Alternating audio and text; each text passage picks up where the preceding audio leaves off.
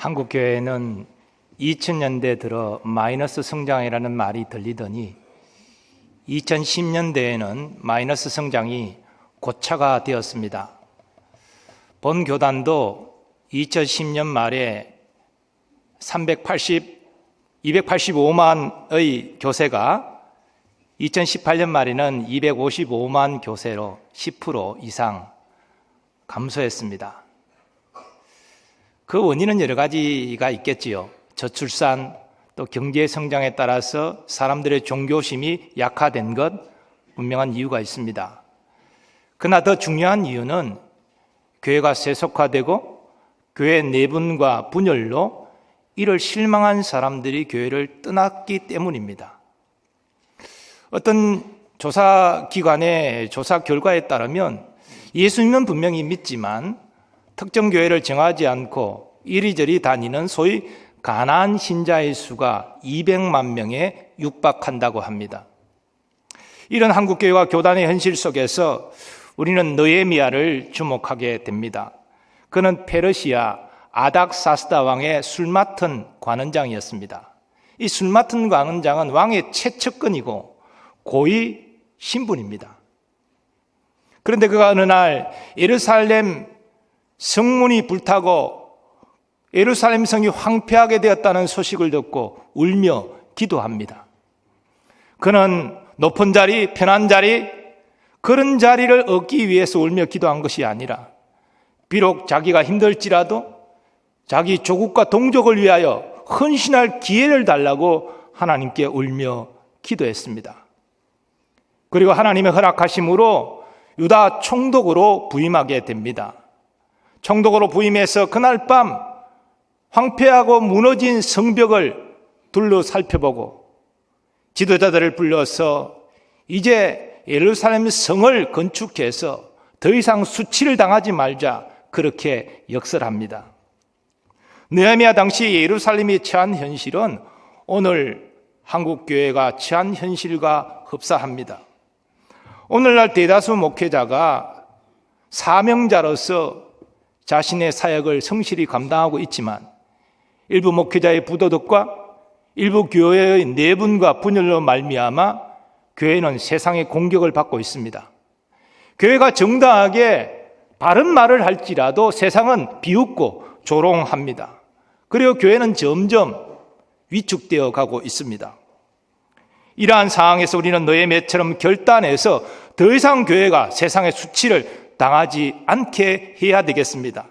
이제는 교회를 교회답게 주님이 세우고자 원하시는 교회의 모습으로 세워가는 일에 우리는 결단해야 하겠습니다.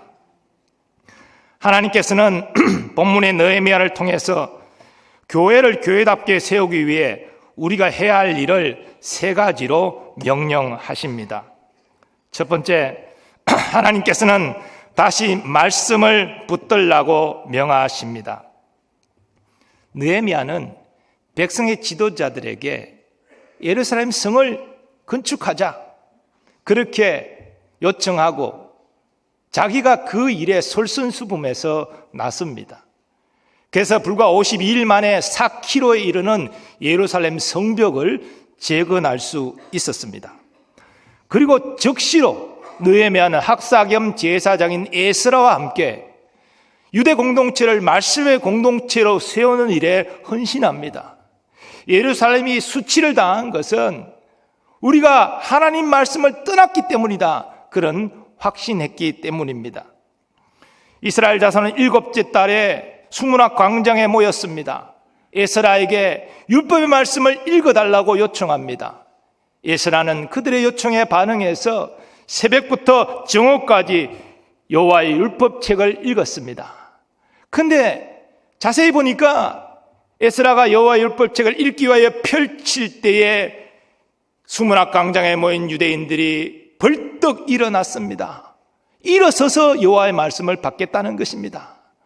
그리고 율법의 말씀을 읽을 때 아멘 아멘 하면서 응답했고 몸을 굽혀 머리를 땅에 대며 하나님을 경배했습니다.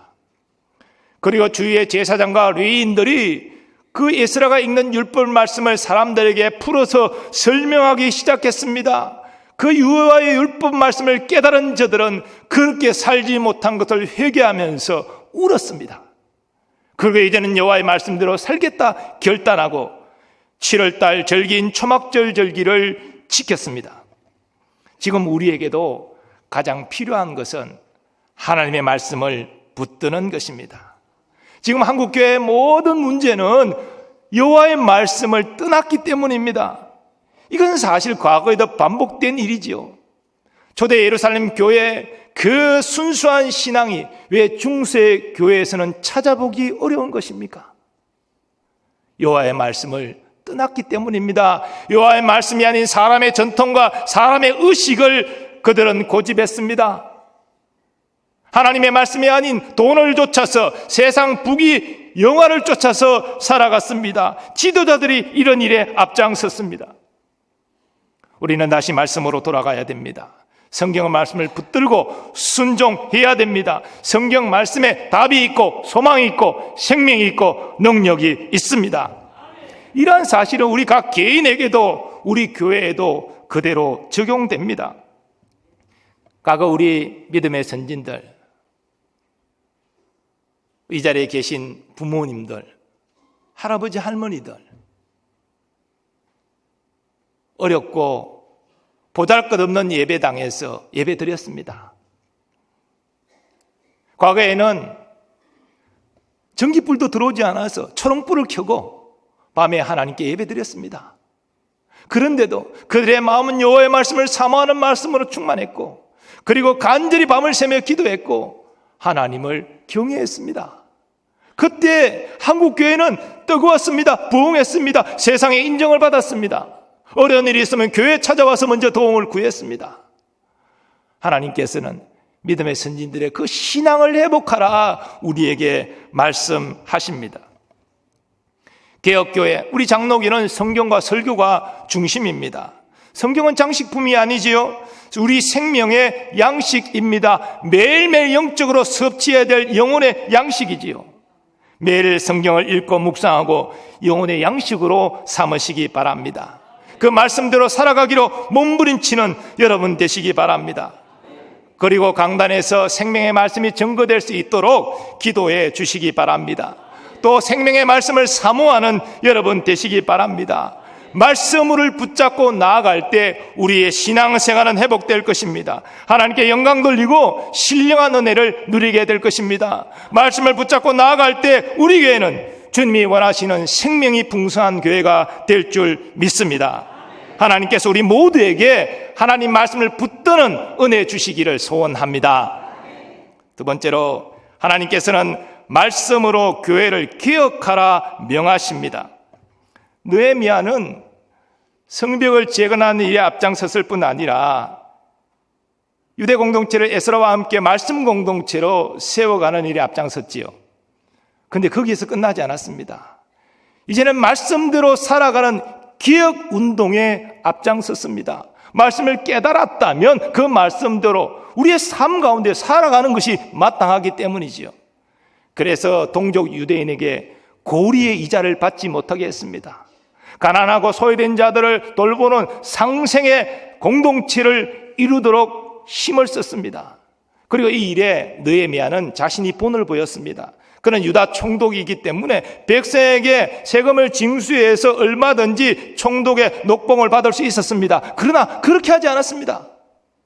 한 푼도 받지 않고 자비량으로 봉사했습니다. 백성들도 감동을 받기 시작합니다. 우리도 하나님 말씀을 따라 우리 자신을 기억하겠습니다.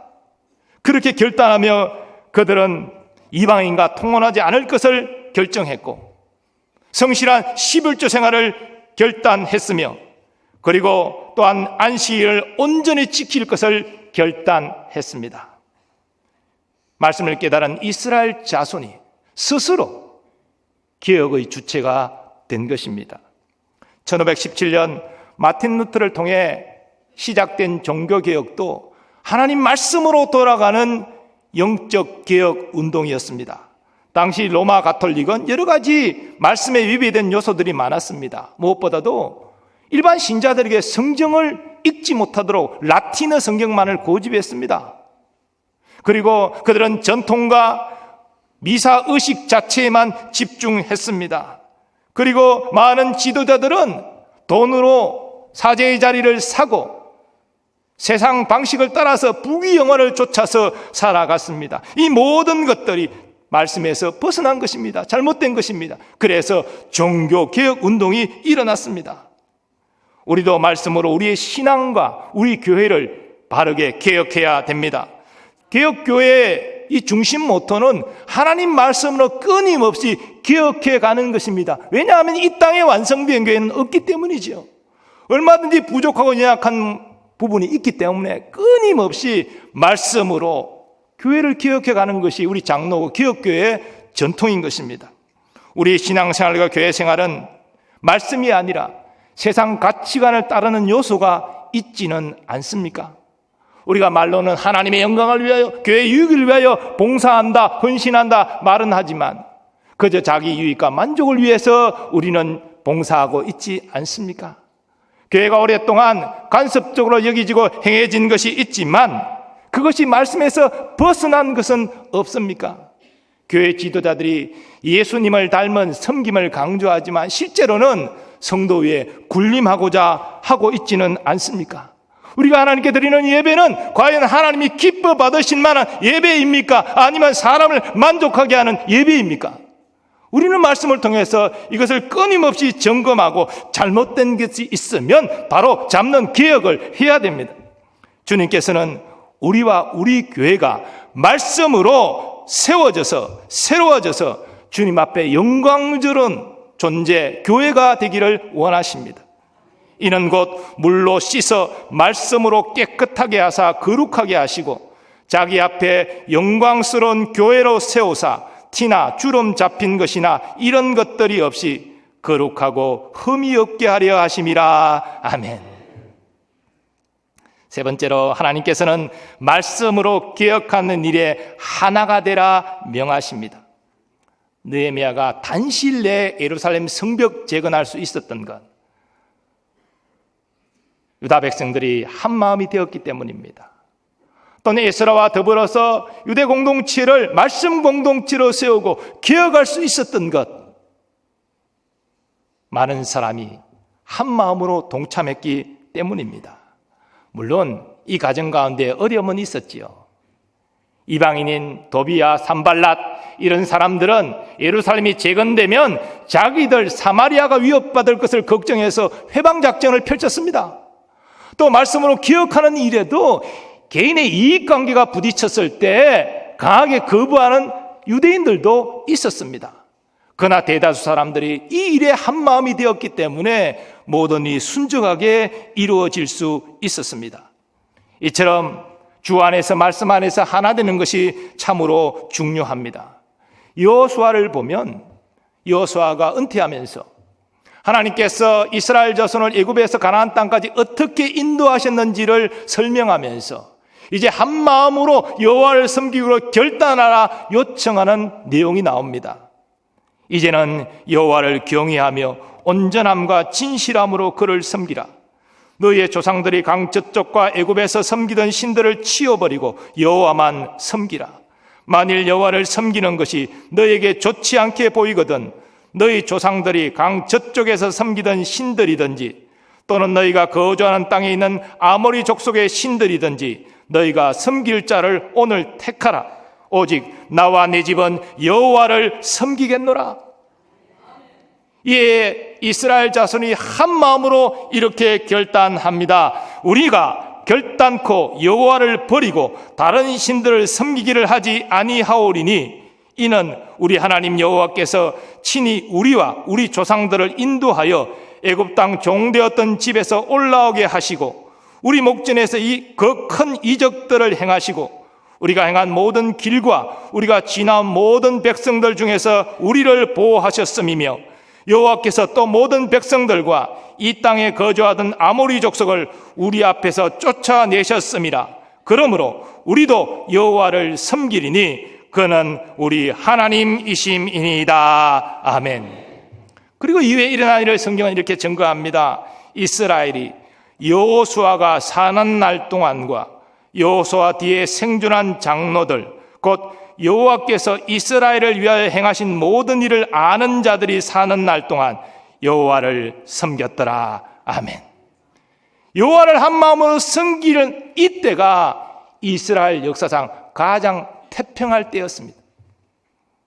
그러나 그 다음 세대는 여호와를 알지 못하고 우상을 섬기고 사사시대 외적의 침입과 지배 압제 아래 심하는 역사가 시작되었습니다. 오늘날 우리도 말씀을 붙들고 우리의 신앙과 우리의 교회를 바르게 개혁하는 일에 한 마음이 되어야 됩니다. 이것은 목회자들이나 장로들만의 일이 아닙니다. 우리 모든 교우들의 일입니다. 유다 백성이 성벽을 재건하고 말씀의 공동체를 이루고 말씀으로 기억한 일에 함께 동참했기 때문에 위대한 역사를 이룰 수 있었습니다. 몇몇 지도자들만이 그 일을 한 것이 아닙니다.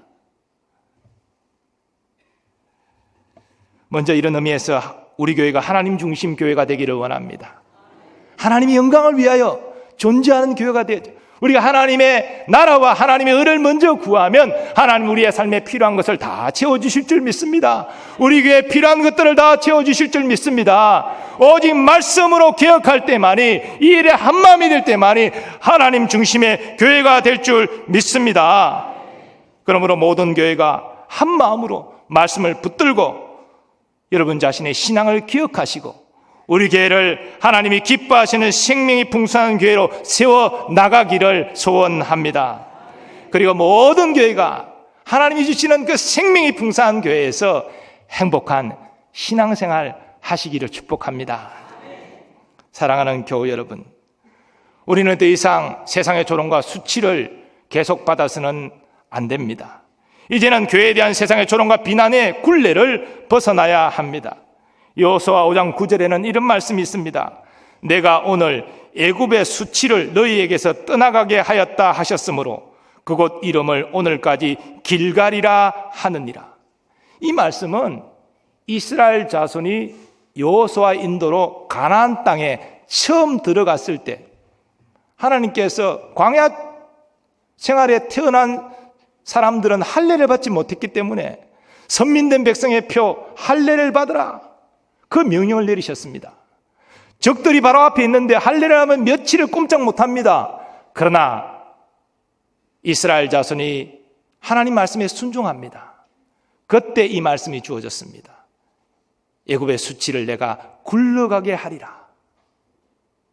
사랑하는 여러분, 하나님 말씀에 순종할 때 우리가 당하는, 교회가 당하는 수치가 굴러가게 될 줄 믿습니다. 더 나아가 신약 예루살렘 교회를 보면 하나님께서 수치를 굴러가게 하실 뿐 아니라 교회를 세상에 칭송받는 대상으로 세우시는 것을 보게 됩니다. 그들이 사도의 가르침을 받아 서로 교제하고 떡을 떼며 오로지 기도하기를 힘쓰니라.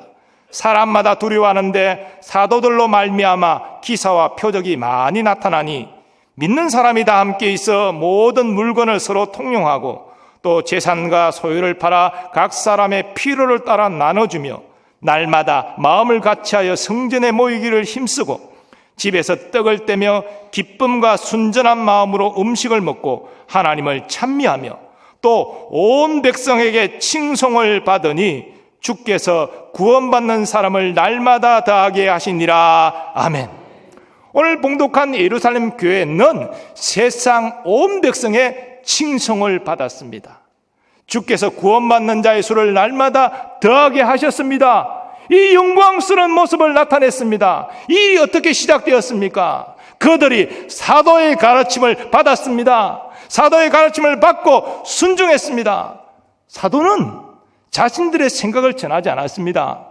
예수님께 받은 말씀을 전했습니다. 그러므로 예루살렘 교회 성도들이 사도의 가르침에 순종한 것은 하나님 말씀에 순종한 것입니다. 그 순종할 때 가장 부흥하고 가장 사랑이 충만하고 가장 은혜가 넘치는 교회의 모습이 펼쳐진 것입니다.